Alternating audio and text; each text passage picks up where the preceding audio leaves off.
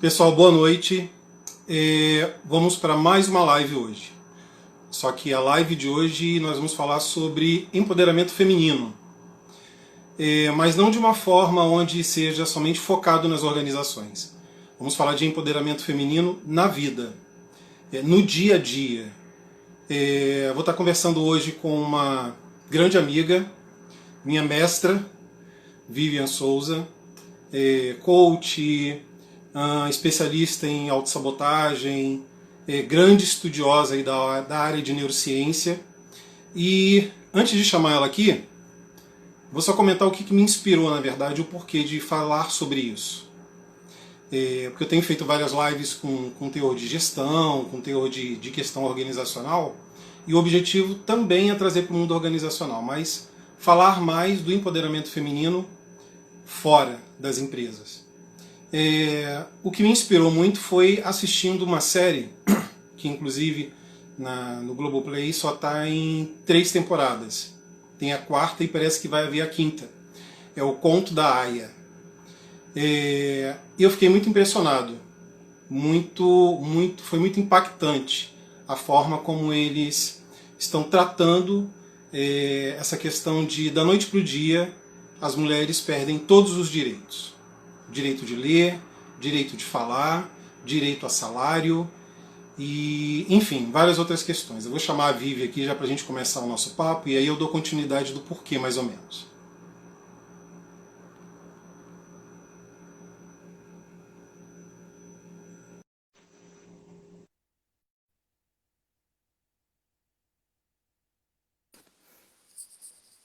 Oi, Olá! Dandan! Tudo Tudo bom, bem meu aí? querido? Me escuta bem? Te escuto super bem. Você me escuta bem também? Muito. Ó, deixa eu avisar pra Gente, que você e pra honra, sua que honra. galera. Ah, imagina, e a saudade que eu tô de te ver toda semana? Tem um ano que eu não faço isso mais. É Só mesmo, avisar pra hein? você, Dandan, e pro seu pessoal que se por acaso a internet ficar ruim, instável, travar, fica à vontade pra me derrubar, a gente marca num outro momento, porque a gente tá com uma fase só, tá um vendaval, gente. Eu moro no meio da mata. Eu moro dentro de uma reserva biológica e se por acaso eu desaparecer, é porque a luz acabou. Mas tudo vai dar certo e assim, vamos reunir todo o nosso poder pessoal aqui, juntar com os da natureza e vai dar tudo Aí. certo. Vamos embora. Então, vou fazer só uma introdução rapidinha aqui, porque você tem muito. Eu comecei explicando mais ou menos que o que me inspirou em fazer essa live, na verdade, é uma série de lives, mais ou menos 7 ou 8, onde eu vou estar conversando com várias mulheres com relação a esse assunto de empoderamento, de posicionamento, não só dentro das empresas, mas no dia a dia, na vida mesmo. E essa live, para mim, ela foi impactante porque, apesar de ser uma coisa fictícia, ela foi escrita, se não me engano, acho que em 1985, ela fala de uma realidade onde os Estados Unidos, da noite para o dia, sofrem um atentado, e aí ele se torna um país completamente isolado do mundo, aonde todas as mulheres, isso não é mentira não, da noite para o dia, elas perdem direito de fala, elas perdem direito de salário, elas perdem direito, inclusive, à escrita. E aí tem toda uma divisão de castas, assim, é muito impactante porque a questão do estupro é tratado de uma forma natural. As mulheres, as que estão férteis, elas são obrigadas a reproduzir, a transarem com os comandantes para que tenham filhos, onde os filhos não vão ser delas, vão ser tirados e elas vão ser colocadas para outra família. Então, assim, é uma coisa muito fictícia, mas me deu uma impressão de ser muito atual. É por isso que chega a doer. E aí eu pensei em trazer você para a gente poder conversar, porque você é uma empoderada na vida, é uma empoderadora de gente. E aí eu queria já puxar um assunto com você nesse sentido aí, de você contribuir com a gente, o que que você pode falar nesse sentido aí, porque tem muita coisa para você falar. Maravilha, Dandan. Tem muita coisa e assim, é curioso que a aula que eu dei para a turma de hoje foi justamente a de ralos de poder. Foi uma aula que você teve também, não sei se você se lembra. Os Uhum. ralos de poder até cresceram, porque atendendo várias pessoas de lá para cá, eu fui descobrindo outros. E até falei, ó, gente, sempre que você descobrir um ralo de poder diferente desses que eu estou tratando, me dá a dica aí que a gente vai melhorando o método, né? Então, como você falou, parece muito atual e não parece mentira, né? Não parece fictício, porque de verdade a gente teve durante muitos e muitos séculos esse tratamento realmente diferente, né, em relação à mulher. A gente pode dizer que nas cidades grandes a era do patriarcado talvez tenha acabado. Nas cidades grandes, né? No interior você tem muito isso ainda. Nas cidades grandes não. Mas o filho do patriarcado, que é o machismo, ainda está por aí dando seus frutos, né? Para te dizer a verdade, eu fui uma pessoa que ao longo da vida percebi muito pouco ou fui muito pouco afetada pelas questões machistas. E é aí que a gente vai entrar na questão do poder pessoal. É lógico que a nossa história de vida, ela conta muito para tudo, para os traços de caráter que a gente vai ter, para os nossos itens de personalidade, para os nossos sabotadores internos, que a gente fez juntos também, né? A nossa história é o nosso patrimônio. E tudo que nós somos foi construído sobre tudo que nós passamos desde intraútero, não é nem desde que a gente nasceu, desde intraútero, né? Então, assim, o fato de eu ter sido criada no Rio de Janeiro, né? Não numa cidade, de repente, do interior do Nordeste, onde você ainda tem muito mais, né? Eu tenho parentes nordestinos, você percebe que ainda tem uma estrutura mais patriarcal e tudo mais. Né, mas de ter sido na cidade. E de meu pai ser um cara que não é nem um pouco o patriarca, o machista. Né? Minha mãe sempre foi muito livre para tudo, eu também. Eu sempre fui livre para falar, para me expressar, para dizer o que eu pensava. Meu pai nunca fez uma crítica à roupa da minha mãe. Eu nunca vi meu pai ser machista na vida. Né? E então eu não tenho o que as pessoas chamam de lugar de fala. Por ser mulher, sim. Mas eu nunca absorvi ou senti ou tive a percepção da dor que isso causa. E por que eu digo nunca tive a percepção? Quando eu falo isso, tem muitas pessoas que dizem assim, Vivi, é impossível você nunca ter esbarrado com coisas do tipo, né? Você nunca ouviu tal frase? Você nunca ouviu tal comentário? Que são os comentários comuns aí, né? Eu falei, sim, já ouvi, mas eles não me afetaram. E aí não é porque eu sou a grande, a maravilhosa, a foda. É porque realmente ele não encontrou ressonância dentro de mim, não existia já dentro de mim, da minha criação, da minha formação, vindo principalmente do meu pai, que é o patriarca da parada, né? Que foi quem me criou, o homem que me criou, uma ferida, né? Uma ferida aberta, uma dor. Então, quando alguma coisa no mundo machista acontece, não encontra uma ressonância em mim, não me machuca. E eu acho assim, tem situações do machismo que a gente pode até usar. Ah, mas o cara favoreceu uma situação porque achou interessante, porque achou bonito. Que ótimo, obrigado, me favoreça, agradeço muito. Então, eu nunca tive essa dor, razão pela qual eu falo que eu não teria lugar de fala, né? Mas eu sou mulher e eu tenho toda a percepção de tudo que acontece na minha volta. E aí uma coisa, por que eu falei toda essa história, né? Todo esse arcabouço aí da minha história? Porque a forma como a gente é criado também, né? O ambiente, a cidade, toda a ambiência, não só dentro de casa também, né? Mas o entorno, escola, educação, religião, para quem é de alguma religião, pode ser realmente muito opressor.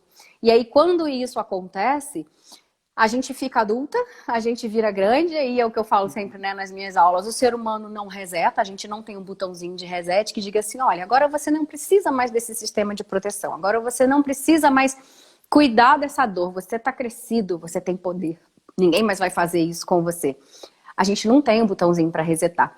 A gente fica um adulto guardando aquela criança com todas as suas dificuldades, dores e todo o sistema que a gente chama de sistema de proteção do ego, né? Um deles você conheceu, que é dos sabotadores internos.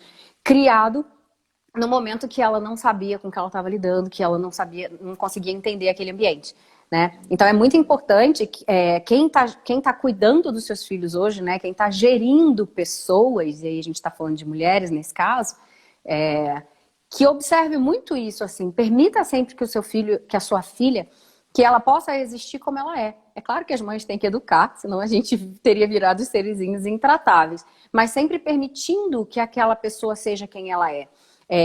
Os traços de caráter que nós temos e a forma como a gente se coloca no mundo é única. Então, quando às vezes a gente poda, a gente ceifa uma determinada atitude de uma criança, por ela ser inadequada. Na verdade, a gente precisa mostrar como que aquilo pode ser mais adequado, mas não mudar aquela pessoa. Porque uma das coisas que mais nos desempodera, e aí a gente está falando do poder da pele para dentro, né, Dandan? A gente está falando de poder pessoal mesmo. Né? A gente nem está falando assim de posições de poder, de você ter um poder hierárquico, ou de você ter um poder financeiro, ou um poder de comando de uma empresa, ou de uma... A gente está falando de poder da pele para dentro. É daquela sensação, poder pessoal, aquela sensação que a gente tem que a gente pode. que a gente dá conta. Pode mandar que eu mato no peito. Entendeu? Manda que eu mato no peito. Eu seguro o touro pelo chifre, pode mandar que eu seguro a onda. Né? É essa a sensação. Ela só vem pra gente, na verdade ela já existe, né? A gente não cria poder pessoal, a gente acessa até um mineral, até uma planta, até um animal, ele tem o seu poder de ser quem é, né? Na natureza. Obviamente nós temos, nós e os homens também, né? Os seres humanos também têm. Só que fica difícil muitas vezes a gente acessar, porque a gente vem coletando uma série de instruções, né? Da vida, de sociedade, de mídia, de religião, de família, da educação formal, que vão colocando uma série de cascas sobre a gente vai meio que despersonificando. E aí, quando a gente consegue encontrar verdadeiramente a nossa essência, o que é importante pra gente, nossos valores de alma, lembra que a gente trata também no nosso processo, a gente começa a ficar realmente muito claro pra gente verdadeiramente o que é o mais importante pra gente. Fica mais fácil pra gente colocar os limites, as nossas bordas. As nossas bordas têm que ser protegidas. Daqui pra cá, você não passa. Daqui pra lá, não é responsabilidade minha, não é problema meu. E daqui pra cá, ninguém passa. Ninguém ultrapassa, nem eu mesmo. E é preciso muito autoconhecimento, né? Pra gente chegar nesse ponto. E pra gente exercer verdadeiramente quem a gente é. Né? Então, essa desconstituição que acontece com o ser humano, e por que muitas vezes mais com a mulher? Por que a mulher perde mais autenticidade nesse sentido? Porque sim, existe um grau de exigência um pouco maior. Para o homem é um pouco mais permitido ser mais direto, mais assertivo, ou até rude, né? Para uma mulher isso já fica muito mais feio. Né? Existe uma série de coisas que é um pouco mais aceitável no universo masculino e nem sempre isso é culpa dos homens de agora, dos homens atuais. Os homens, deixando claro que os homens sofrem com o machismo tanto quanto as mulheres, não é fácil, tá? O machismo ele é uma dor social e não existe entre o escravo e o senhor, os dois são servos da mesma situação. Quando você acaba com a escravidão, você acaba com... Não existe mais um escravo e não existe mais um servo. Então, o machismo, na verdade, ele escraviza os dois lados. Né? Mas existe verdadeiramente ainda algumas coisas que aos homens é mais permitido e às mulheres menos. Só que nós somos seres humanos iguais, com também uma série de necessidades, com uma série de sabotadores, com traços de caráter. E essa coisa de a gente ter que evitar muitas vezes ser quem a gente é ou se colocar como a gente acha que deveria, nos esvazia muito de poder.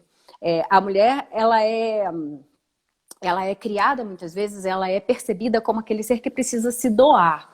Uma mãe, por exemplo, cujos filhos ficam muito tempo com babás ou em creches, você vê que essa mulher ela é criticada. Né? Por quê? Porque ela é mãe, ela devia abrir mão da carreira, ou ela devia abrir mão de trabalhar uma parte do tempo. Né? Então, da mulher sempre espera-se que ela abra mão de algumas coisas que são importantes para ela, para servir. Se ela tiver o sabotador super prestativo, então, ela tá lascada, né? Porque você tem a sociedade inteira achando que você tem que ser servidor e você tem um sabotador ali que te coloca como um servidor do mundo para querer atenção e reconhecimento. E isso pode ser muito crítico, porque muitas vezes você não está vivendo a vida que você gostaria de viver, você não está se colocando como você queria se colocar no mundo, mas você está se colocando como o mundo espera que você seja. Isso vale para o homem também, né? Mas mais para mulheres, porque pesa muito mais sobre nós essa necessidade, essa expectativa, né, de doação. E assim, é interessante o que você está falando, porque tem uma passagem nessa série onde isso é tratado de uma forma assim... É uma reunião que vai haver entre vários homens e tem uma das mulheres que ela é uma das mentoras. E naquele momento, ela é interrompida de participar da reunião, ela é deixada de fora, ela pega de surpresa. E aí o marido dela, inclusive, está nessa reunião e ele até pergunta por que ela não vai participar. Um dos caras fala assim, nós dessa vez não vamos errar. Nós não vamos fazer com que elas esqueçam o principal papel delas aqui na Terra, que é reproduzir.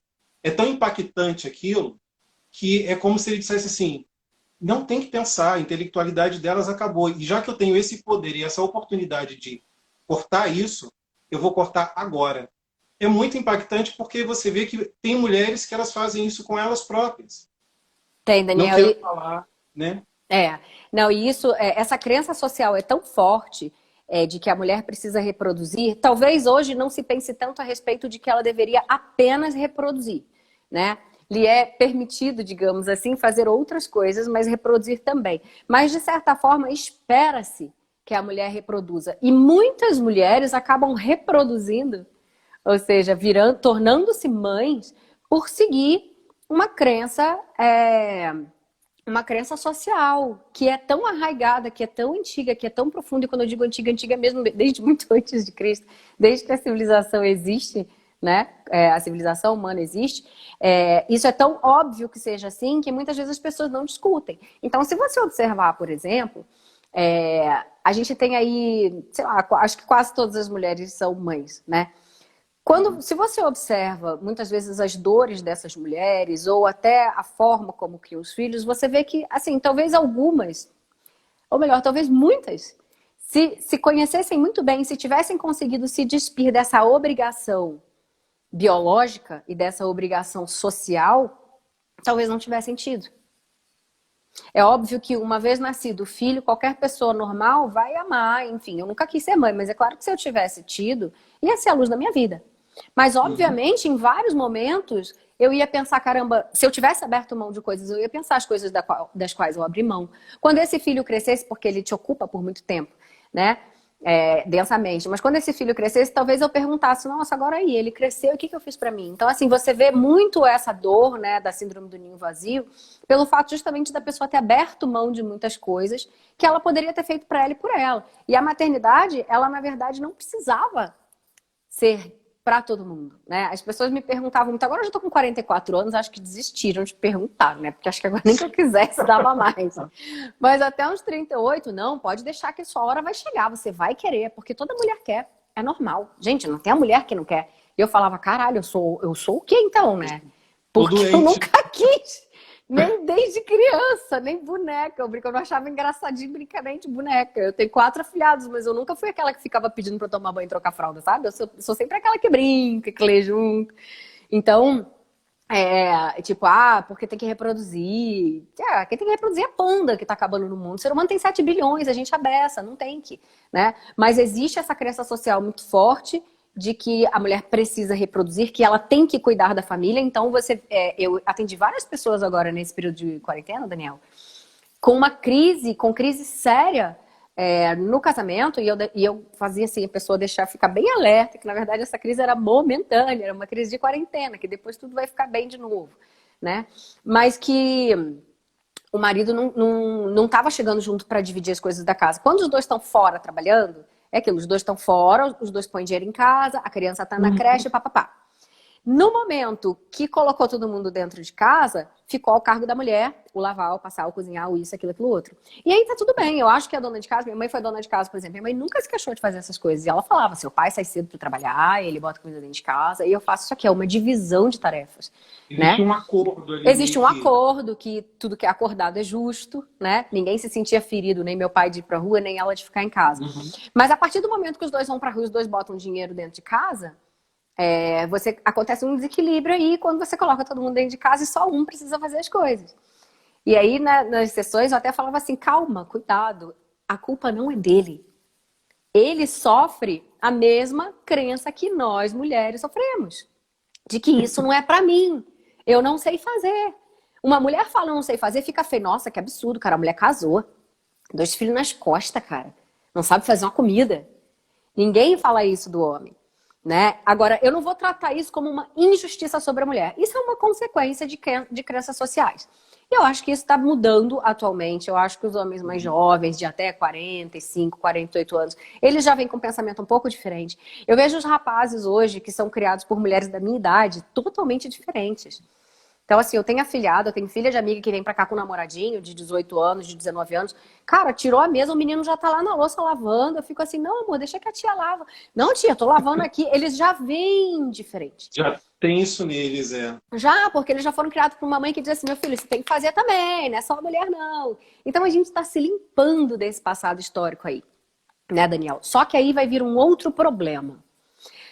Eu acho que daqui a mais uma geração ou duas, talvez a gente tenha, pelo menos nas grandes cidades, né, se limpado desse passado histórico, e talvez a gente já tenha trocado essa lente sobre a qual a gente vê o mundo, que coloca homem e mulher em posições diferentes de obrigações, né, de deveres e de direitos também. Só que se a gente não entender da pele para dentro como é que funciona a questão do poder pessoal, não vai adiantar nada. Tanto que às vezes você vê pessoas que têm o poder financeiro, vamos dizer assim, ou que têm até um poder de comando, um poder de fato, né? E que ainda assim elas não exercem esse poder. Você percebe que são pessoas frágeis, você percebe que são pessoas com o ego debilitado, depletado. São meio que imaturas emocionalmente, né? Que não percebem em si aquela força de execução, né? E porque isso é uma construção. É uma construção que vem de uma série de coisas, que requer muito autoconhecimento, como a gente estava falando no começo, para perceber tudo que me fere, tudo que me incomoda, tudo que me coloca para cima, tudo que me coloca além, e trazer para mim o direito de exercer tudo isso.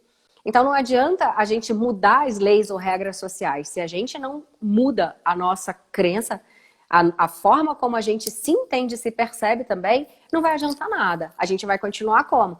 Clamando por direitos, clamando por igualdade. Eu vou te falar que na maior parte dos casos, em muitas empresas que eu conheço, essa igualdade já existe, mas em alguns momentos a mulher ainda, ela mesma, não por culpa dela, também pelo passado histórico, ainda se coloca numa situação diferente. Então, assim, a luta, a fala diz uma coisa, mas a bandeira que é carregada às vezes é outra.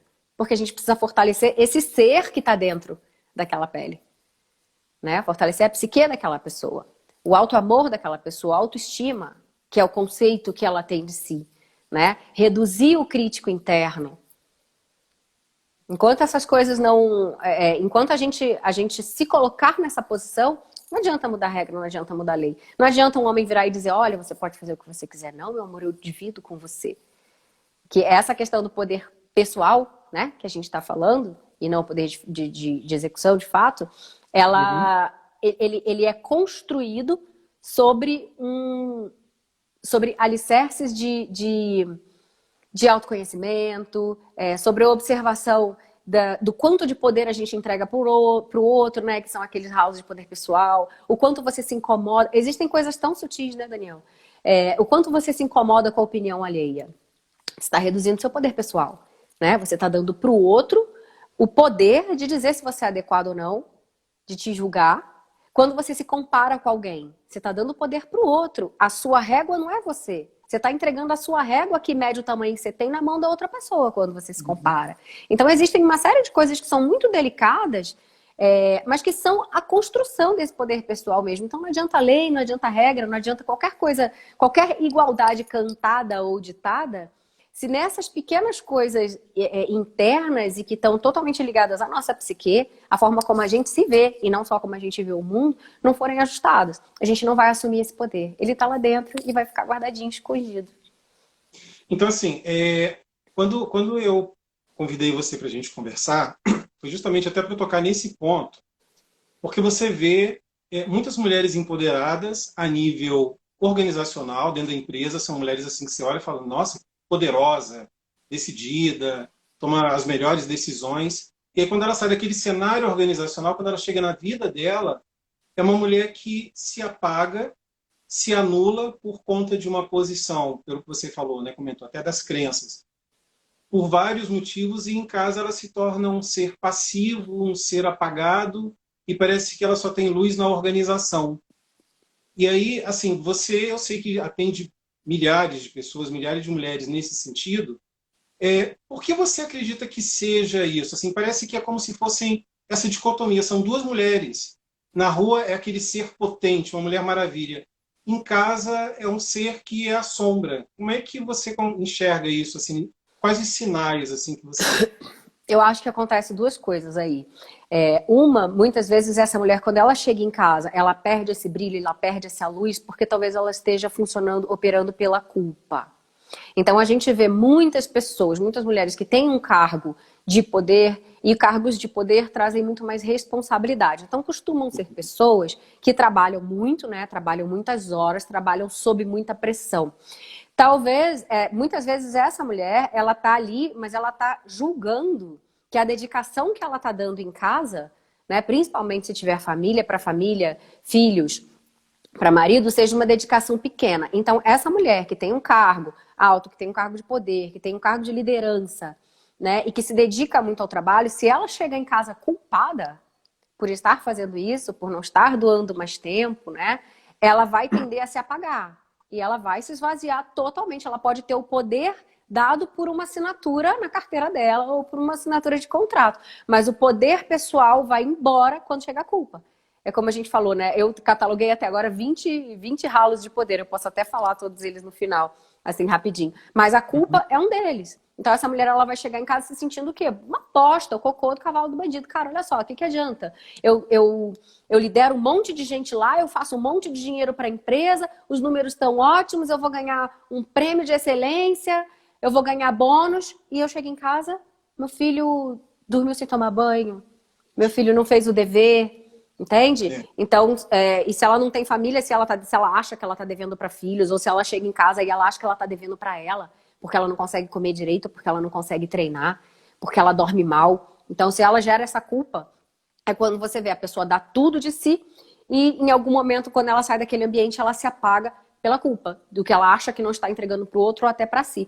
E uma outra coisa também, Daniel, é que às vezes assim, a gente precisa vestir uma carcaça que não nos cabe. Então, assim, muitas vezes a pessoa não tem em si, naturalmente, porque isso é aprendido, né? Liderança é um talento que pode ser desenvolvido, que pode ser aprendido. Eu trabalho com liderança também. Então, assim, desde que você identifique os fatores comportamentais e os traços de caráter da pessoa, você vai trabalhar o que ela tem de melhor. E aí existem formas de líderes diferentes, mas dentro do traço de caráter dela e do comportamento dela, ela pode ser um excelente líder e treinado para isso. Mas às vezes a pessoa não tem isso de uma forma muito natural, digamos assim, que não seja assim inato, né? E por alguma razão ela não teve na escalada profissional dela isso desenvolvido. Ela não foi treinada, ela não teve treinamento, ela não teve coach, enfim, ela não foi treinada para isso. Então muitas vezes ela precisa exibir, muitas vezes uma dureza, ela acha que ela precisa ser diretiva demais, que ela precisa ser exigente demais para esconder as próprias inseguranças. E quando a pessoa é muito diretiva, para não revelar as vulnerabilidades, porque quando a gente não está seguro de quem a gente não está sendo quem a gente verdadeiramente é, a gente precisa exibir um papel, né, que não é quem a gente é verdadeiramente, a gente está o tempo todo inseguro que a nossa farsa caia, que a gente possa ser descoberto. E a gente não vê as nossas fragilidades, as nossas vulnerabilidades como coisas normais, a gente vê como fraqueza, e a gente tem um desespero de que aquilo seja revelado. Então, muitas vezes Exatamente, porque aquilo pode ameaçar minha posição de poder, né? E o que as pessoas vão pensar de mim, a pessoa acha que o poder está ligado a ser diretivo, né? Então, muitas vezes a pessoa ela se coloca de uma forma que faz com que ela pareça muito maior por causa da insegurança. E aí, quando ela sai dali, ela é ela. E aí ela desmonta. Quando ela pode ser imensa, ela pode ser imensa e gigante sendo quem ela é, sem representar um papel. Tendo quem ela é treinado para a liderança, não representando um papel.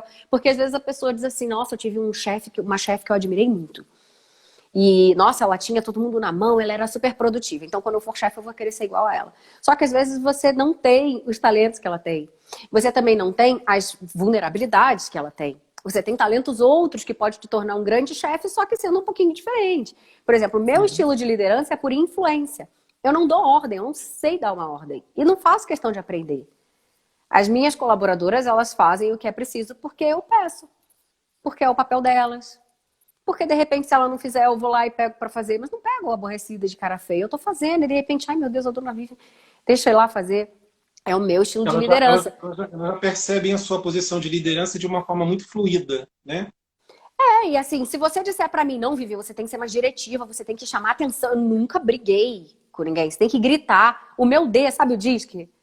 Você já fez aquele análise DISC? O meu D é -2. -2. Tipo, a pessoa é zero diretiva, tem uma dificuldadezinha de delegar, mas não por não confiar, né? Por não gostar de solicitar, de pedir, e não dou ordem. Ah, então a Vivian tá errada, não serve para líder. Não, eu sou líder desde, sei lá, 20 anos de idade. Só que eu tenho que assumir esse estilo que é o meu. Eu também não sou um líder de conformidade, que é aquela pessoa super organizada que faz tudo certo. Eu tenho que ter uma pessoa organizada trabalhando comigo. Porque minha cabeça é 1000 por hora, eu não sou organizada. Então é a gente assumir, entender quem a gente é e tentar ser o melhor possível dentro do nosso formatinho. Não tentar vestir uma armadura, uma carapaça que não nos cabe. Porque vai espetar, vai incomodar, vai arranhar, vai machucar. E Mas gera essa incongruência aí que você falou, de parecer duas pessoas diferentes. porque aí parece uma coisa meio que combina, assim, né? Aí a mulher acaba assumindo esse papel pela culpa e por várias outras questões que você falou, e aí ela encontra um outro, vamos dizer, um outro ser, que aí já se aproveita dessa situação, aí ele cresce em cima. E aí, e assim, eu observo que existem muitas mulheres que têm essa dificuldade do empoderamento dela na vida dela. Na verdade, o empoderamento dela, na verdade, perceber os poderes dela, né? Porque ela já tem também todo um meio social, então até um marido ou um namorado, seja o que for, que abafa ela de uma certa forma, dá a ideia de que, não, eu quero que ela evolua, mas está sempre ali puxando cabresto, sabe? E aí eu queria que você comentasse um pouco disso. Então, exatamente. Se eu tô vestindo, primeiro a quantidade de energia que eu perco, né? A quantidade de energia que é necessário para eu exercer um papel, para eu fazer um teatro, né? Então eu tenho que passar o dia inteiro, o maior tempo do meu dia, que é no trabalho, exercendo um teatro. Não sou eu aquela pessoa ali. Então, quando eu vou para o meu ambiente pessoal, totalmente desgastado e fragilizado, é quando você vê, por exemplo, muitas mulheres de posições de poder e de posições de liderança com grana passarem por relacionamentos abusivos. Às vezes por um cara que tem tudo menos que ela. Ele tem menos poder no trabalho dele, ele tem menos grana, e você fala assim, gente, como que essa mulher chega lá no trabalho, ela manda ver, ela, sabe, coloca a roda para girar, ou não necessariamente que ela seja uma pessoa dura, né? Mas às vezes é uma líder tranquila, uma líder legal, mas coloca a roda para girar, e em casa ela se submete àquilo, mas é porque estar fora do nosso papel real gera esse monte de fragilidade. Você está fazendo uma coisa ali que você não é seu. Você não se reconhece naquilo ali. Isso faz uma bagunça muito grande dentro da gente. E faz a gente se sentir muito pequenininho. Então, o cara que chega, ele não faz ela ficar pequena.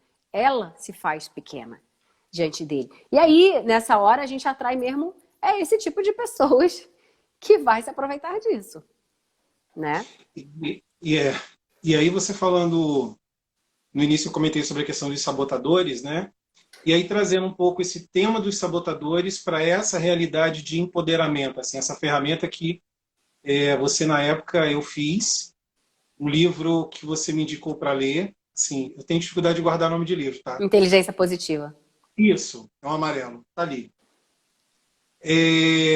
Incrível o livro, assim, ele te faz abrir um leque de pensamentos, assim, de coisas que você se apegava como aquilo é o que eu tenho de melhor, é isso que me define. E aí quando você vê, é aquilo que te sabota. Queria que É que você falasse. os nossos sabotadores são os filhos da puta, né? Eles dão algumas justificativas para existirem.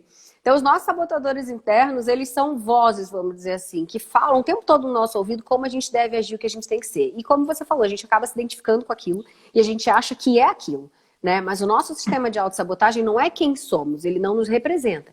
Ele é algo que nasceu a partir de uma necessidade de proteção nossa na nossa infância, quando a gente não sabia, né, não entendia nada do mundo. E aí a gente cresce, né, como a gente não reseta, a gente cresce arrastando essa cangalha aí, e a gente vive na vida adulta achando que tá tudo bem, eu sou assim mesmo, eu sou uma pessoa super prestativa, eu faço tudo pros outros, coloco os outros acima de mim. Ou então, eu sou assim mesmo, eu sou hiperrealizador, eu tô sempre fazendo tudo, faço várias coisas ao mesmo tempo, e não tem tempo pra nada, o hiperrealizador tem aquela prazer de dizer, eu não tenho tempo pra nada, eu trabalho muito. Ele adora, ele acha bonito. Mega produtivo, né? Isso, e não quer dizer, o fato de estar fazendo muito não quer dizer que produz muito, né? Produtividade é diferente. Pode ser que sim, pode ser que não. E aí tem o perfeccionista. O sabotador perfeccionista, ele tá ali sempre dizendo que não tá bom o suficiente, que espera mais um pouquinho. Não, peraí, você vai... Eu vou pra academia? Não, mas eu não vou começar esse mês porque ainda não comprei o tênis que eu quero. É porque, na verdade, eu fui na nutricionista, ela mandou comprar whey. Eu não comprei whey, não vou tomar whey hoje quando voltar da academia, então não vou na academia. Então ele tá sempre achando que não tá bom o suficiente, ele nunca começa um projeto por causa disso. Então essas vozes, elas estão sempre dizendo na nossa cabeça como a gente deve agir, e elas sempre dão uma desculpa para existir. O hiperrealizador, por exemplo, ele diz, cara, mas tudo bem que eu não tenho tempo para nada, eu não vi meus filhos crescerem, eu não consigo malhar, eu não como direito, meu sono é perturbado, mas tudo que eu tenho porque eu trabalho muito.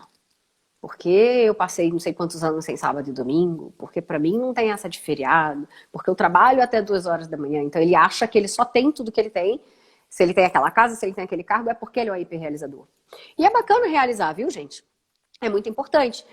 Você pode fazer muitas coisas, você só não precisa sofrer por elas. Porque o hiperrealizador, ainda por cima, ele fica sempre com a sensação de que ele ainda não está fazendo tanto assim. Que podia ser mais. Ele se coloca uma série de situações, coisas e tarefas e trabalho, ele cumpre todas elas e quando chega na sexta ele ainda fica assim, pô, mas eu não peguei no livro, cara. Porra, mas eu não fiz, eu tinha que ter estudado 2 horas daquele curso. Pô, mas tem um relatório que tem um tempão que eu não fiz. Ele tá sempre se cobrando, achando que ele tinha que ter realizado ainda mais. E todas essas vozes, Daniel, elas baixam a nossa autoestima. Porque é um crítico interno sempre dizendo que você devia estar fazendo alguma coisa diferente. Né? O hiperrealizador, você devia estar realizando mais. O perfeccionista, você devia fazer mais perfeito, não tá bom ainda. O inquieto, cara, você devia estar fazendo outra coisa, você tá há muito tempo, a vida tá passando e você tá aqui fazendo a mesma coisa, você devia estar fazendo coisas diferentes. O prestativo dizendo que você devia estar se doando para os outros, fazendo para os outros na frente, né? Mais que você. Tanto é uma questão cultural, Daniel, tem a ver com crenças, que você vê o prestativo muito mais em mulheres do que em homens. O sabotador superprestativo é extremamente abundante na América Latina.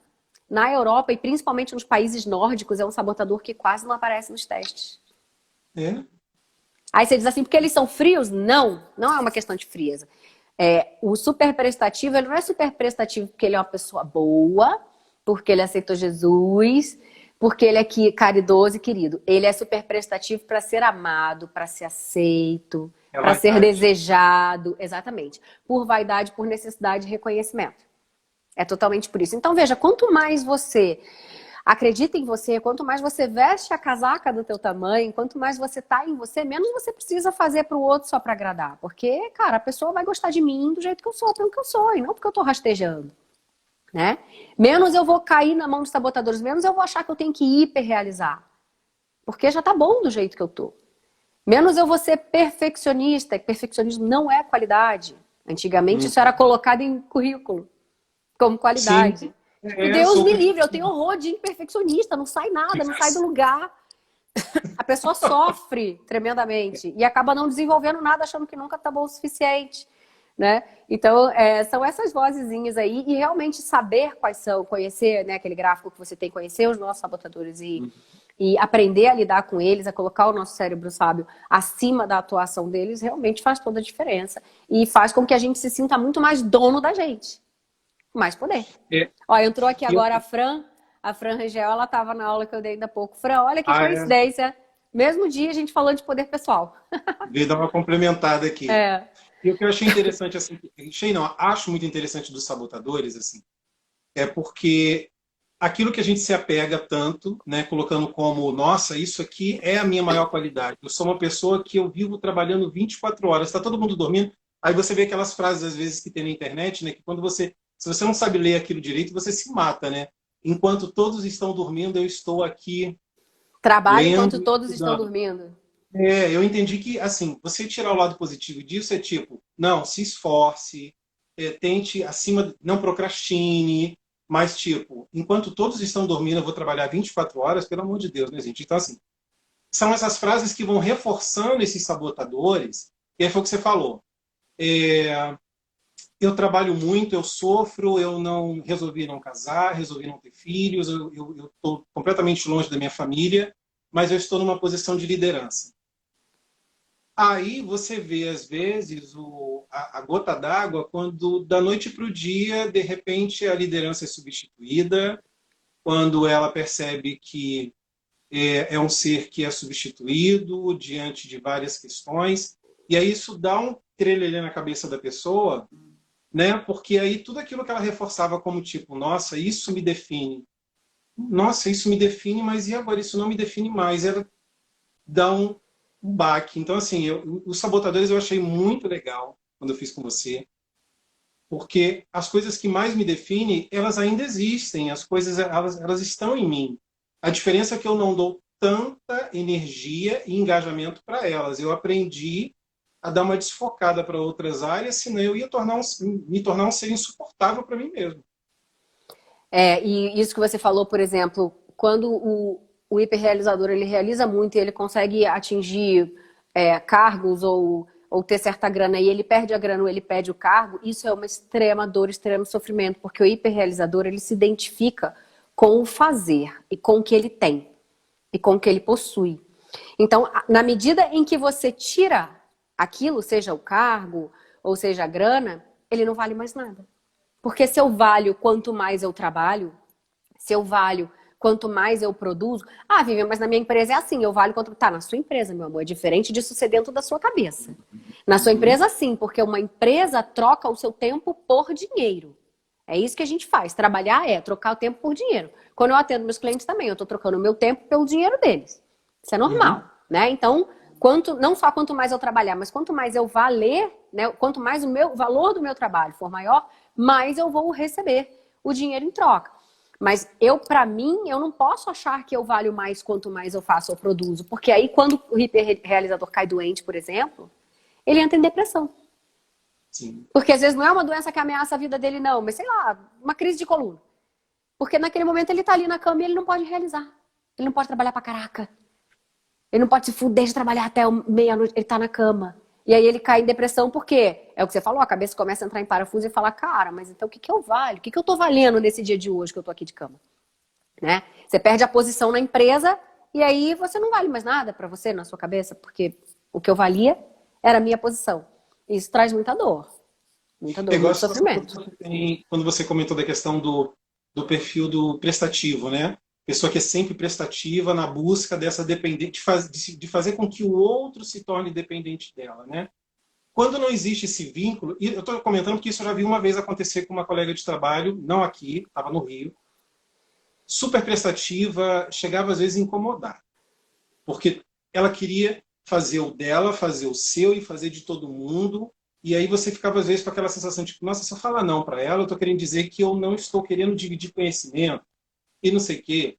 Só que, quando muitas pessoas começaram a dizer não para ela, porque estava se tornando insuportável, ela entrou num eixo paranoico, assim, que, tipo, perdi a minha serventia. Ninguém quer mais, ninguém me ama mais. Ninguém gosta mais de mim. Mais de... É.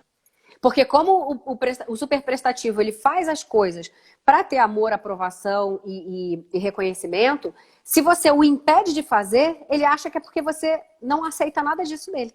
É porque você não reconhece, você não quer o amor dele, você não vai dar o seu amor para ele. Tipo, olha onde que o negócio vai. E isso tudo é inconsciente, tá? Galera, isso tudo é inconsciente, por isso que é tão perigoso. Quando a gente traz para consciência, essa conversa aqui e Daniel é porque são duas pessoas trabalhadas nos sabotadores. Quando essa voz vem na nossa cabeça, a gente fala, não, peraí, não vou fazer isso não, que eu sei que isso aqui é meu sabotador dizendo isso, vou fazer outra coisa, a gente dá nome para o sabotador, né, Daniel?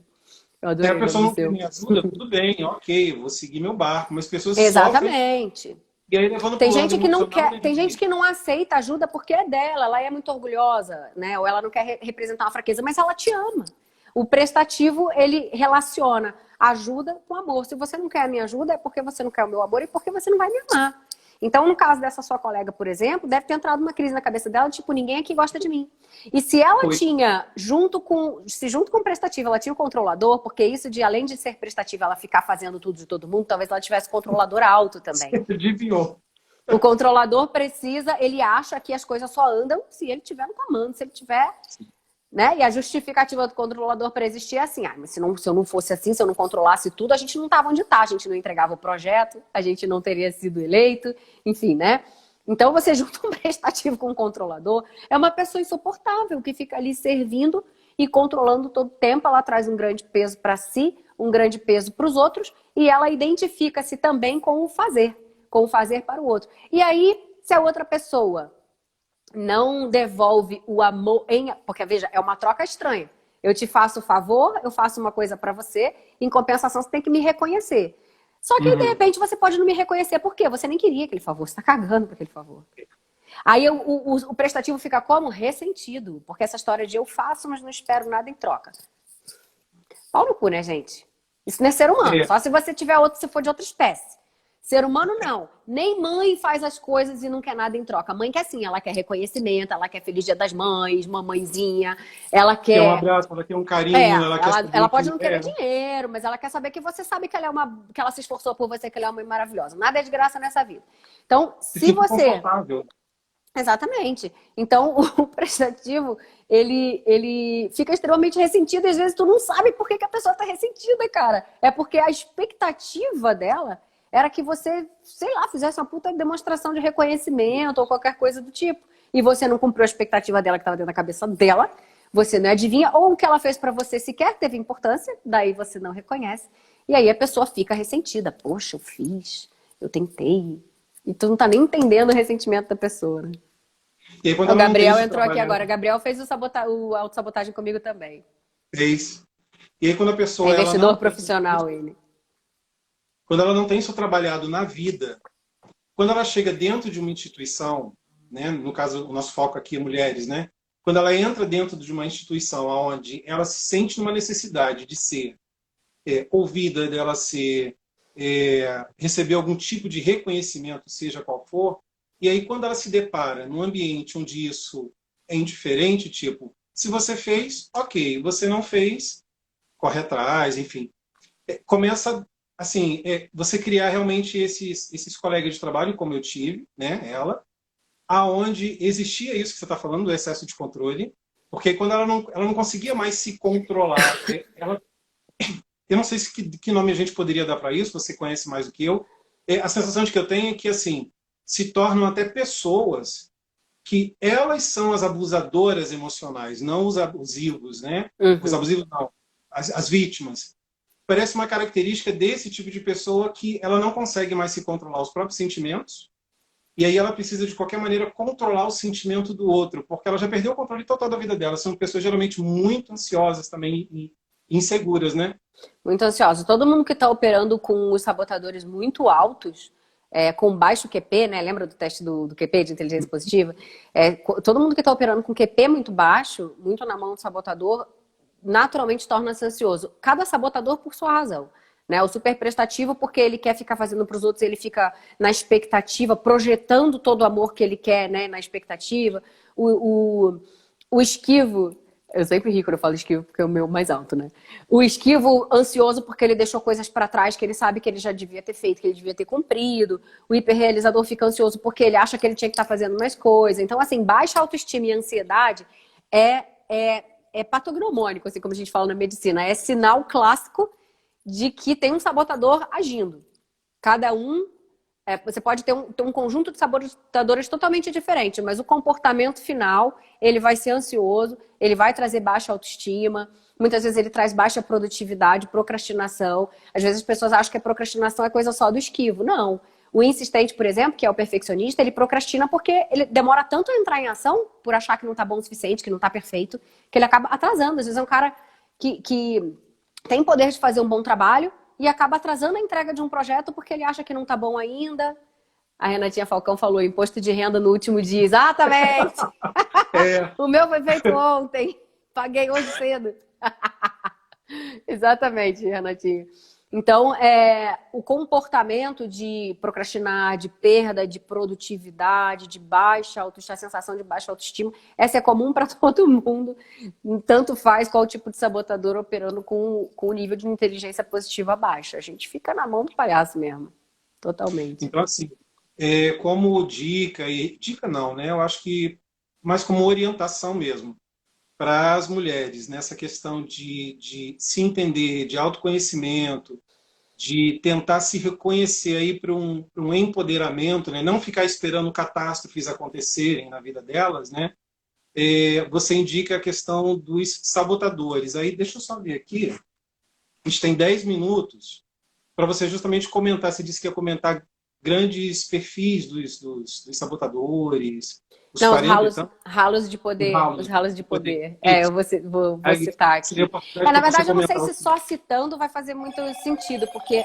Ai, meu Deus, perdão, gente. Desliga, A desgraça. pessoa super requisitada, é assim mesmo. Mas não desliga. Deixa eu desligar o telefone.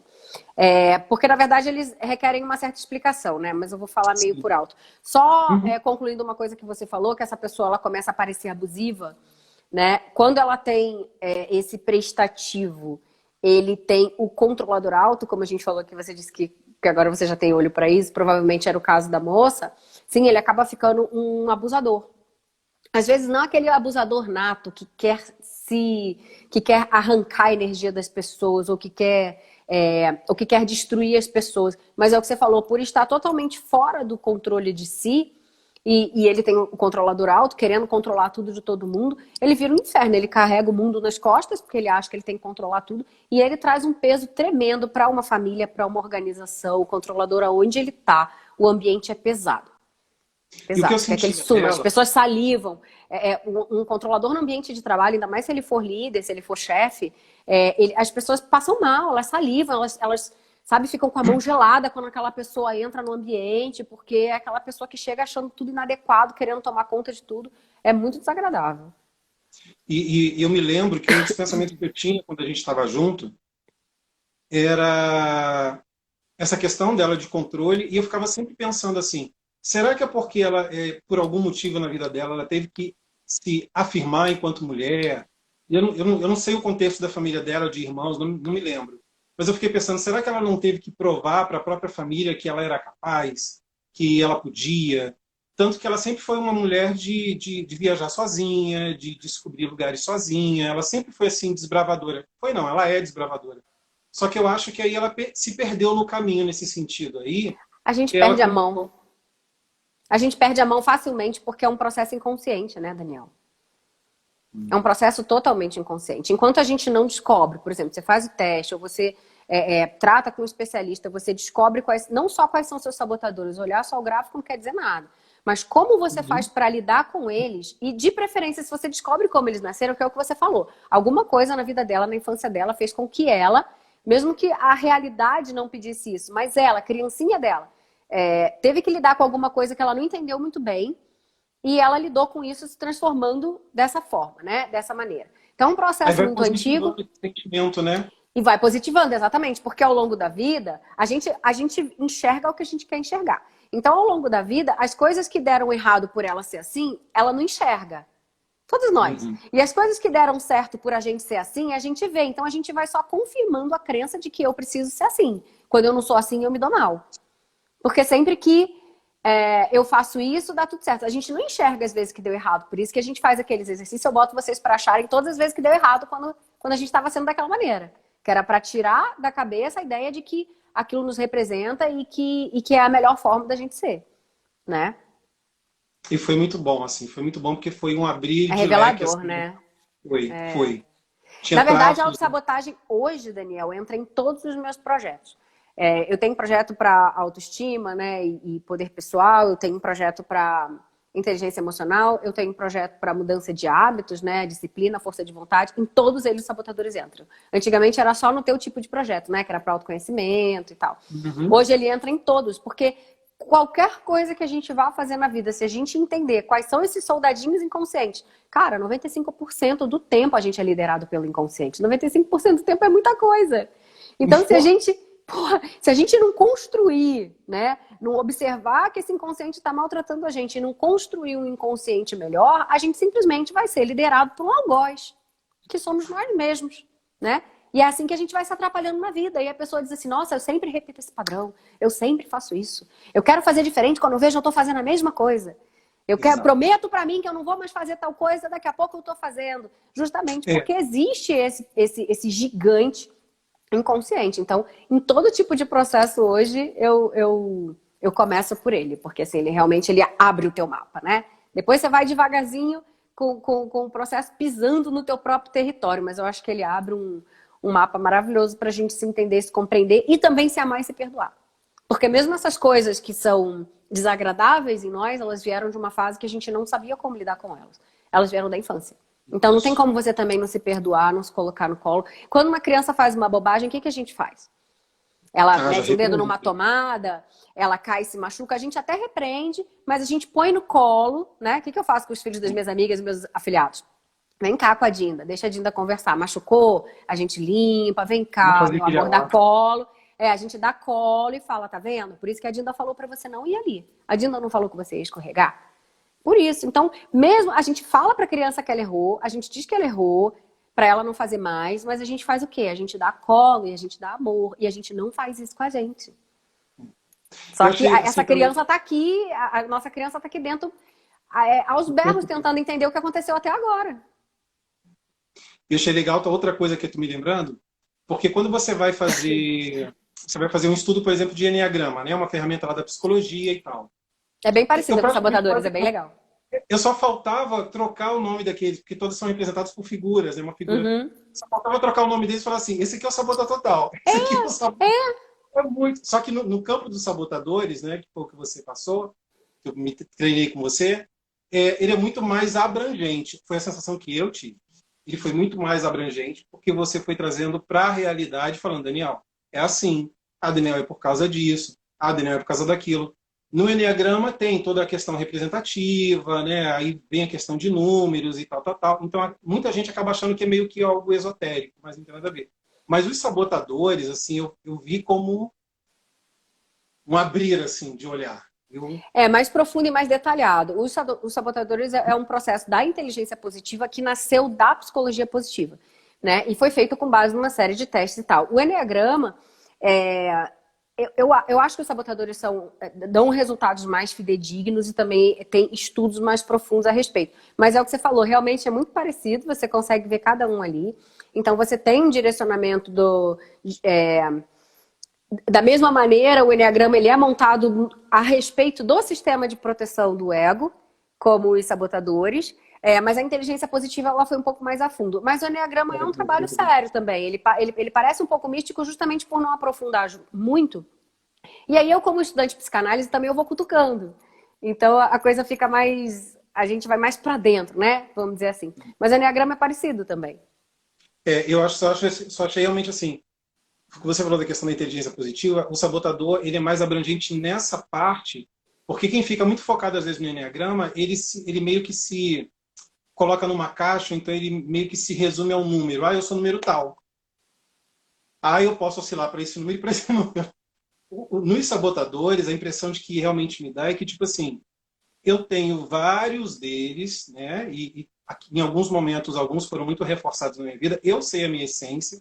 Eu não perdi, eu entendo qual é aquele sabotador que ainda a gente não desgruda dele, fica... A vida inteira a gente vai lutar contra eles, são nossos companheiros de jornada. Eles foram construídos e solidificados. Não. Não adianta fazer pirraça, que pra mim eu nem escuto mais. Isso aí. A gente manda logo eles calarem a boca quando começa a falar que é inferno na cabeça. Tem aquele filminho Divertidamente. Tu lembra do filme Divertidamente? Você já assistiu? Sim. Parece muito, né? Aqueles bichinhos ali, faz isso, agora faz aquilo outro. Você tem algumas, só que no Divertidamente acho que são 4 personalidades. No nosso caso são 9, mais o crítico, que é o pai de todos então, assim, eles. A gente está no final. É uma pena. Chama de novo, Dandan, chama que eu vejo. Um prazer você aqui. A gente vai fazer outras, vamos bolar mais assuntos, mas assim, eu queria que você deixasse assim, mais que uma mensagem final, uma questão de agradecimento, enfim. Legal, muito obrigada primeiro a você, adorei, amei, me senti tremendamente honrada. Estou muito feliz de estar fazendo alguma coisa com você de novo, adoro. Foi uma das pessoas mais aplicadas, você, que eu tive em processo até hoje. E você na verdade, você chegou bem desenvolvido, né? Você chegou bastante trabalhado. Então, tudo que vinha para você virava uma coisa imensa, né? O teu momento, você estava dentro de um momento de despertar muito bonito. Então, tudo para você, assim, caiu uma gota e reverberava horas, né? Foi maravilhoso, foi lindo e eu sou muito honrada de ter participado disso com você. Obrigada por vocês todos que estiveram aqui também agora. E, gente, em relação à autossabotagem, poder pessoal, tudo isso a gente não tem como fugir dessas coisas. A gente não tem como fugir das coisas que acontecem diferente na vida, de como a gente... de sofrer com essas coisas. Mas existem formas de a gente encarar tudo isso. E a melhor forma de cada um é a forma de cada um. Não existe você agir como fulano, você fazer como Beltrano. Então é a gente se conhecer o máximo possível, assumir tudo o que a gente é, integrar todas as nossas partes, as luzes e sombras. Aquilo que a gente admira, que é lindo, aquilo que é feio pra cacete também. Que aí, integrando, aceitando e amando, é que a gente se torna realmente potente para mudar aquilo que a gente precisa mudar. E todos somos capazes, somos seres de luz divinos, todos somos lindos. Obrigado, Mesmo com os cocôzinhos. Ah, obrigado Obrigada, mesmo. meus queridos. Espero que vocês assistiram aí e vocês gostem também, viu, gente? Obrigado. Beijo. Beijo.